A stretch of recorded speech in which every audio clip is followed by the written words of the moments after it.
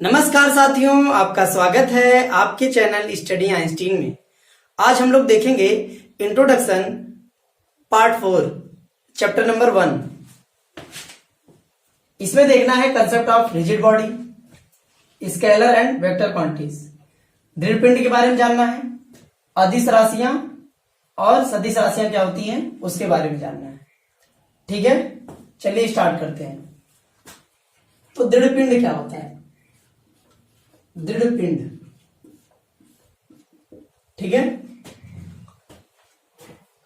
कोई पिंड है मान लीजिए और उस पर फोर्स आ रहा है, मान लीजिए फोर्स आ रहा है। अब इस पिंड में दो कण हम मान लेते हैं कि एक ए कण है और एक बी कण है। इन कणों की बीच की दूरी पहले कितनी है? फोर्स लगाने के पहले मान लीजिए यल है और फोर्स लगाने के बाद भी यल ही रहती है, तो ऐसे पिंड को हम दृढ़ पिंड कहते हैं। मगर ऐसी कोई बॉडी हमारे पूरे ब्रह्मांड में नहीं है। आइडियल बॉडी हम मानते हैं, आइडियली इसको ऐसे मानते हैं, ऐसी कोई बॉडी हमारे ब्रह्मांड में नहीं है। ठीक है, अब हम मैकेनिक्स में इसको क्यों पढ़ रहे हैं? तो यदि किसी बॉडी पर, किसी पिंड पर यदि ऐसा बल लगाएं कि ये न टूटे, मतलब इन दो बिंदुओं के बीच की दूरी वही की वही रहे, तो हम इसको दृढ़ पिंड मान सकते हैं। ठीक है, इसको दृढ़ पिंड हम मान सकते हैं। ठीक है, मगर कोई ना कोई एक ऐसा फोर्स जरूर होगा, मान लीजिए यही फोर्स इसको बढ़ाते जाओ बढ़ाते जाओ बढ़ाते जाओ बढ़ाते जाओ, तो कोई ऐसा फोर्स जरूर होगा जो इसको तोड़ देगा। ठीक है, डिफॉर्म कर देगा, विरूपण ला देगा, विरूपण ला देगा। तो हम दृढ़ पिंड की डिफिनेशन क्या लिख सकते हैं? किसी भी पिंड में दो बिंदुओं की बीच की दूरी बल लगाने पर यदि परिवर्तित नहीं होती है तो ऐसे पिंड को दृढ़ पिंड कहते हैं। किंतु दृढ़ पिंड वास्तव में नहीं होता। मैकेनिक्स में हम पढ़ने के लिए बॉडी को दृढ़ पिंड मान सकते हैं यदि उस पर जो फोर्स आ रहा है, बल आ रहा है, वो उसको विरूपित नहीं कर पा रहा है। ठीक है, जैसे कि हम गियर देखे हैं, गियर होता है और आपकी साइकिल का रिंग होती है। ठीक है, गाड़ी की रिंग होती है। साइकिल की रिंग तो मान लीजिए ज्यादा फोर्स आने पे टेढ़ी हो जाती है तो डिफॉर्म हो गई, मगर उसको ऐसे एज ए डिजाइन ऐसे किया जाता है कि वो टेढ़ी ना हो। उसको रिंग द्वारा जो तीलियां होती हैं उससे पूरा टाइट किया जाता है। ठीक है, एज ए दृढ़ पिंड बना दिया जाता है। ऐसे ही गाड़ी की रिंग है, उसको भी ऐसे ही बनाया जाता है।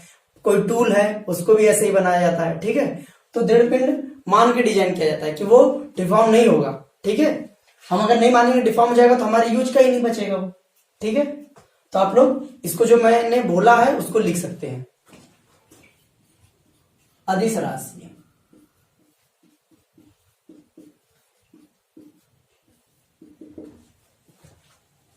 वह भौतिक राशियां जिनको व्यक्त करने के लिए सिर्फ परिमाण की आवश्यकता होती है, दिशा की आवश्यकता नहीं होती है, ऐसी राशियों को अदिश राशियां कहते हैं।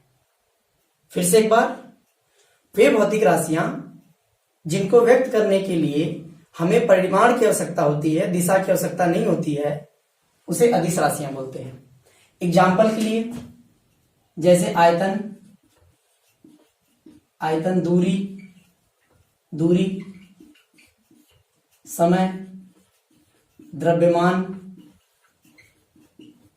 आदि। ठीक है, तो अदिश राशियां हो गई। अब सदिश राशियां देख लीजिए।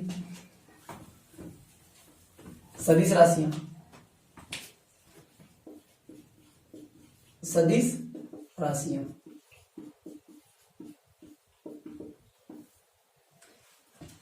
वे भौतिक राशियां जिनको व्यक्त करने के लिए परिमाण तथा दिशा दोनों की आवश्यकता होती है, ऐसी राशियों को सदिश राशियां कहते हैं। जैसे कि बल, ठीक है, आघूर्ण, ठीक है, आदि।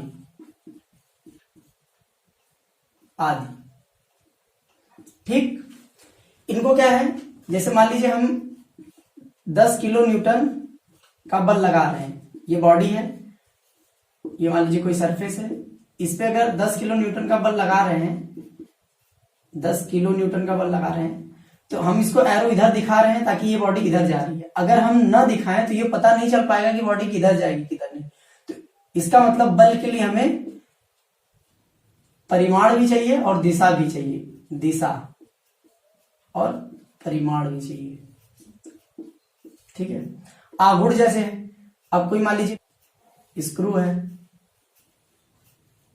स्क्रू मान लीजिए, अब उसको अगर हमको खोलना या बंद करना है तो हमें बल इंटू दूरी तो लगानी पड़ेगी, मगर अब वो खुल रहा है कि बंद हो रहा है ये कैसे पता चलेगा? उसको दिशा हमें ज्ञात होनी चाहिए कि वो खुलेगा किधर। जैसे कभी भी घर में कोई चीज खोले होंगे आप लोग, पंखा ही चल रहा है तो हवा जब सीधा चलेगा तभी नीचे की तरफ देगा, अगर उल्टा चलने लगेगा तो ऊपर की तरफ हवा देने लगेगा, हवा नहीं देगा नीचे। तो उसकी डायरेक्शन पे निर्भर करता है कि वो किधर जा रहा है। ऐसे नट अगर क्लॉकवाइज डायरेक्शन में करेंगे तो क्या होगा? बंद होगा, मतलब अंदर की तरफ जाएगा। एंटी क्लॉक करेंगे तो खुलेगा। तो ये सारी चीजें होती है। ठीक है, चलिए अब इसी में सदिश राशियों में ही दूसरा पॉइंट आएगा आपका कि इसको दर्शाते कैसे हैं, रिप्रेजेंटेशन किसका है। ठीक है, तो कोई भी सदिश राशि है, सदिश राशि का, राशियों का निरूपण, तो जैसे अगर वेलोसिटी है, वेग है, तो उसको ऐसे दिखाएंगे। अगर मान लीजिए यहाँ पे वेग है, वेग को ऐसे दिखाएंगे। बल है तो उसे ऐसे दिखाएंगे। वेक्टर, वेक्टर ऊपर लगा देते हैं। आघूर्ण है तो उसे टाउ से दिखाएंगे, ऐसे करके उसके ऊपर वेक्टर लगा देंगे। ठीक है, इस तरह से, इस तरह से आपका वेक्टर लगाते हैं। दिशा हमको पता होनी चाहिए। विस्थापन यस से दिखा देंगे तो वेक्टर लगाना पड़ेगा आपको, विस्थापन। ठीक है, तो ये सारी चीजें हो जाएंगी। ठीक है, अब देखिए सदिश राशि में, सदिश राशि ध्रुवीय सदिश होता है, एक होता है अच्छी सदिश, दो सदिश होते हैं। ध्रुवीय सदिश कौन से होते हैं? ध्रुवीय सदिश कौन से होते हैं? जो एक पॉइंट से स्टार्ट होंगे और चलते जाएंगे। जैसे बल हो गया, वेग हो गया, विस्थापन हो गया, विस्थापन हो गया, बल हो गया। ये एक बिंदु से स्टार्ट होते हैं, दूसरे बिंदु पे जाते हैं। ठीक है, ये ध्रुवीय सदिश हो गए। अच्छी सदिश कौन होते हैं?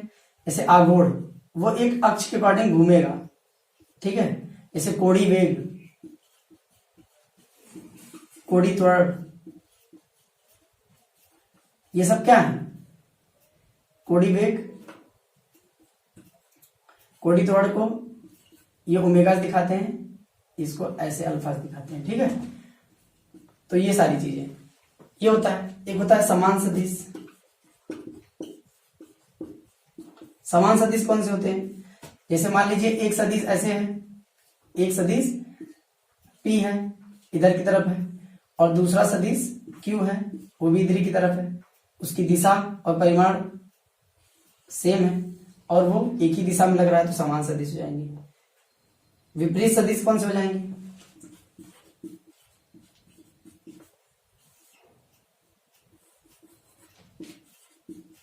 विपरीत सदिश कौन से हो जाएंगे? एक मान लीजिए सदिश लग रहा है P इधर की साइड, एक लग रहा है इधर Q इधर की साइड। ठीक है, उसकी दिशा चेंज हो गई, तो ऐसे सदिश को क्या बोलेंगे? विपरीत सदिश। एक होता है ऋणात्मक सदिश।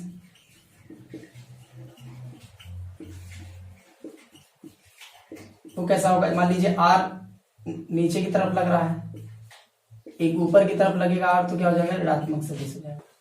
ठीक है, इतना समझ में आया? ध्रुवीय सदिश एक पॉइंट से स्टार्ट होगा, चलता ही जाएगा। अच्छी सदिश किसी अक्ष के अकॉर्डिंग घूमने वाले राशियां जो भी है वो दिखाएंगे, तो उसको बोलेंगे अच्छी सदिश। समान सदिश एक दिशा में, विपरीत सदिश विपरीत दिशा में, ऋणात्मक सदिश सेम परिमाण के होंगे मगर उनकी दिशा चेंज हो जाएगी। ठीक है, अब देखिए आगे आगे हम लोग को देखना है एकांक सदिश क्या होता है। एकांक सदिश, एकांक सदिश क्या होता है? एकांक सदिश। देखिए मान लीजिए कोई वेक्टर ए है तो उसको हम उसके परिमाण और एकांक वेक्टर से लिख सकते हैं। तो एकांक वेक्टर क्या हो जाएगा, वेक्टर अपॉन में उसका परिमाण से मैग्नीट्यूड ऐसे भी दिखा देते हैं ऐसे करके, ठीक है। इसको इस टाइप से भी लिख सकते हैं, इसको ऐसे लिख सकते हैं, ठीक है। तो ये आपका एकांक वेक्टर है, एकांक सदिश, ठीक है। ये हो गया। दूसरा देखिए, मान लीजिए कोई वेक्टर ए है और उसको हम जैसे इसको लिख सकते हैं A I cap plus B J cap plus C K cap. मान लीजिए 3D है, 3D में है, तो ये वेक्टर 3D में लगेगा तो इस टाइप से लिखा जाएगा। तो इसका एकांक वेक्टर क्या हो जाएगा, पहले इसका परिमाण निकाल लेंगे तो वो कितना होता है, A square plus B square plus C square. इसको यहाँ पे एक्स वाई जेड भी कर सकते हैं, ठीक है। ये हो जाएगा। तो एकांक वेक्टर क्या हो जाएगा, ए वेक्टर अपॉन में उसका परिमाण, तो क्या हो जाएगा A X I plus B X J cap plus C Z K cap upon में under root A X square plus B Y square plus C Z square, ठीक है। ये आपका हो जाएगा किसी 3D के लिए, ठीक है। इतना समझ में आया, इसको आप लोग ध्यान से करिए, आगे आप लोग को इसकी जरूरत पड़ेगी, ठीक है। आगे देखते हैं। अब सदिशों का योग और घटाना। मान लीजिए सदिशों का योग देख लेते हैं। यहाँ पे सदिशों का योग,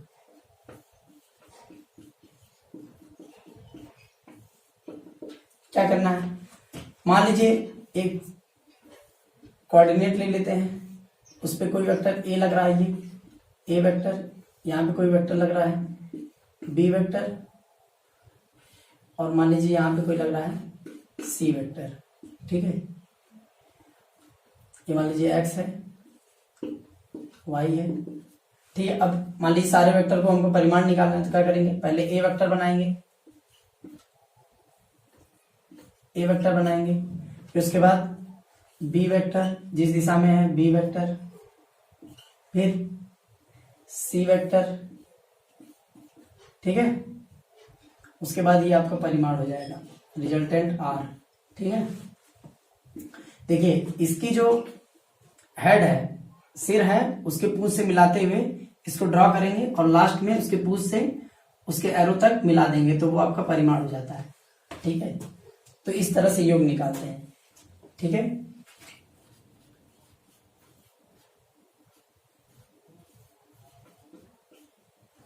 सदिशों का अदिश गुणन क्या होता है, ए वेक्टर है, कोई बी वेक्टर है, दोनों का डॉट प्रोडक्ट क्या होगा, ए बी कॉस थीटा होता है।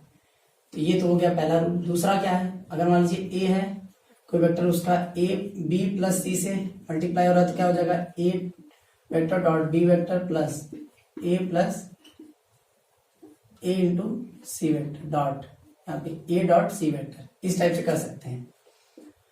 और तीसरा रूल कि ए है, ए डॉट बी है, तो उसको B dot B vector dot A vector लिख सकते हैं, ठीक है। चौथा क्या है, अगर दोनों समान है तो क्या हो जाएगा उनका मान, ए बी कॉस जीरो मतलब ए स्क्वायर के बराबर हो जाएगा, बी ए हो जाएगा तो आपका कॉस ए स्क्वायर के बराबर हो जाएगा, कॉस जीरो हो जाएगा तो ए स्क्वायर के बराबर हो जाएगा। पांचवा क्या है कि ए, अगर मान लीजिए दोनों सदिश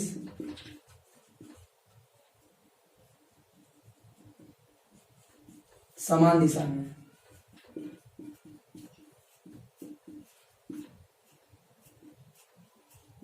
मान लीजिए एक ए है और एक बी है, दोनों समान दिशा में, तो क्या हो जाएगा, ए बी समान दिशा में है तो कॉस जीरो, तो ए बी आ जाएगा वैल्यू। दोनों सदिश अगर विपरीत दिशा में है,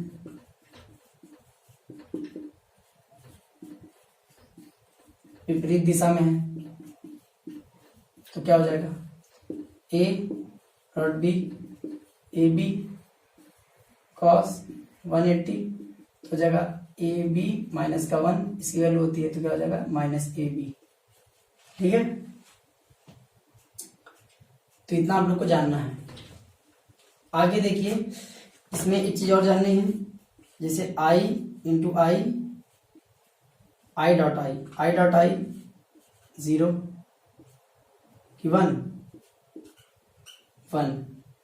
जे डॉट जे 1 के डॉट के 1।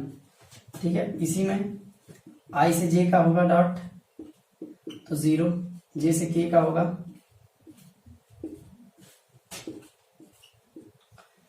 जे से के का होगा तो 0, के का आई से होगा तो 0। ठीक है, इतना चीज जानना है। अब उल्टा होगा इसका तब भी 0 आएगा इसमें, क्योंकि क्रम विनिमय नियम लगता है। आगे देखते हैं,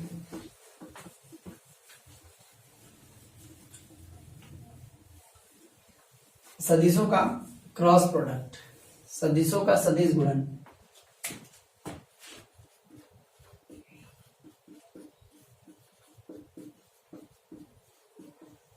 सदिशों का सदिश गुणन,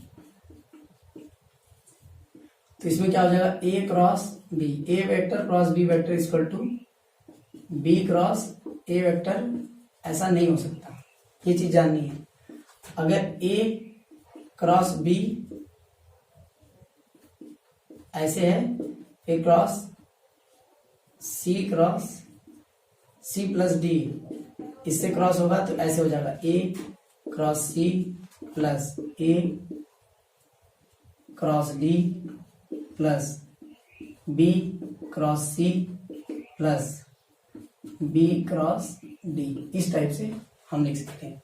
ए का मल्टीप्लाई दोनों में हो जाएगा, बी का दोनों में हो जाएगा, इस टाइप से हो सकता है। तो पहला दूसरा, इसका सबसे important formula A cross B का, A B sine theta n cap. इसमें दिशा आती है इसलिए वो भी लंबवत होती है उन दोनों के। जैसे मान लीजिए ये कोई प्लेन है यहाँ पे ऐसे, तो इसकी दिशा लंबवत इसके यहाँ पे हो जाएगी, इसके परपेंडिकुलर, इसलिए एन कैप आता है यहाँ पे। ठीक है।